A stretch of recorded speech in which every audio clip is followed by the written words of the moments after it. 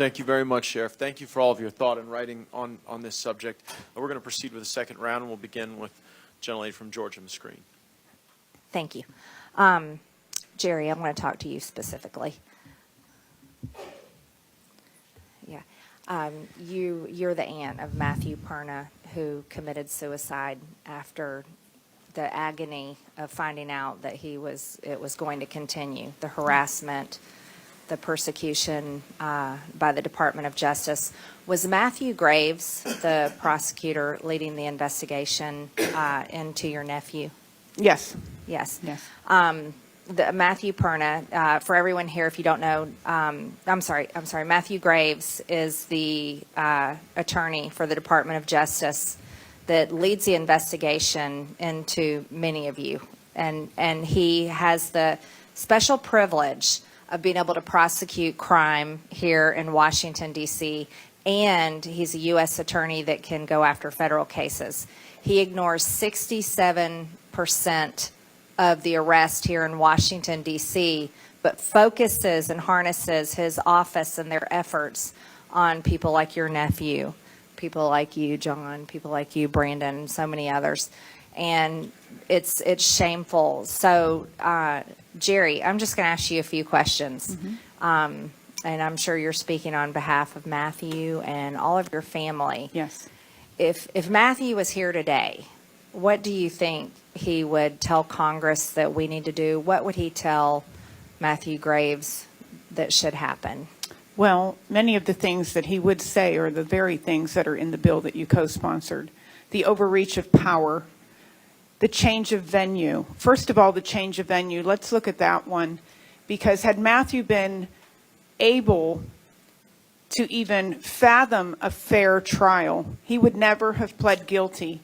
And that is what's going on with these defendants that are pleading guilty. They really have no choice. They know that they're not going to face a jury of their peers. And so they plead guilty. Why are they subjected to no change of venue? That is such an important aspect here. You wouldn't have the guilty pleas that you are having if they were given a chance at a fair trial. So they plead guilty, and not only are they already guilty in the court of public opinion, now that they've pled guilty, they're persecuted even more. Well, he must have done it. And that's what my nephew faced from his community, from the local media, from the national media. Well, he pled guilty.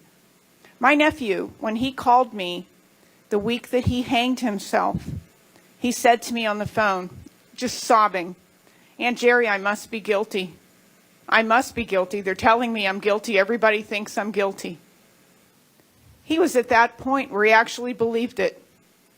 But had he been given a chance to be fairly heard by a fair trial, he never would have pled guilty because he didn't do anything that deserved several years in prison. Mm-hmm. And I think you need to examine these constitutional rights first. And that's what Matt would say, because Matt believed in the Constitution. He believed in the Justice Department, and he loved the United States. He loved this country. He loved it so much. If you could look at pictures of Matthew from the time he was a baby, I swear to you, 90% of his photographs, he's wearing red, white, and blue. I'm not joking. I can show them to you on my phone. He was fascinated with the American flag, even as a child. He constantly pointed it out, whether it was driving down the road or in a magazine or in a commercial. He loved this country, and this country failed him miserably. And you have to understand that it's not just the January 6ers' lives who are being affected here.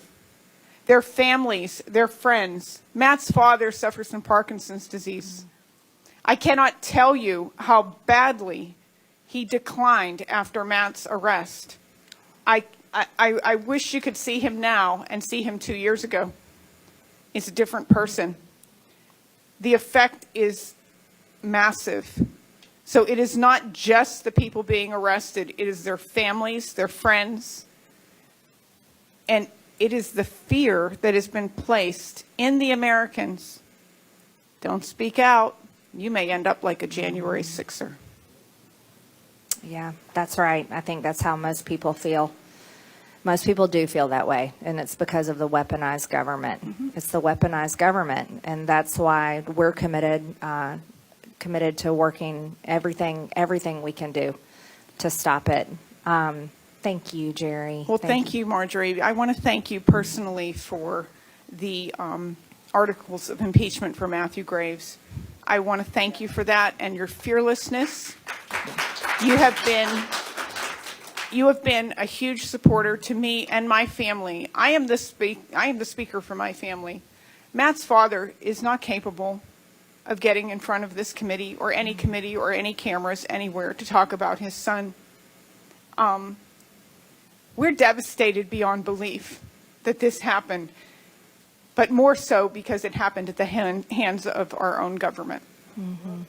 Yeah, I can't imagine actually. But we haven't done enough because people are still locked up. Their rights are still being abused. People like John face 3 years. Brandon can't get through an airport. I tell you what, you get more security than I get going through an airport, and that's backwards, completely backwards.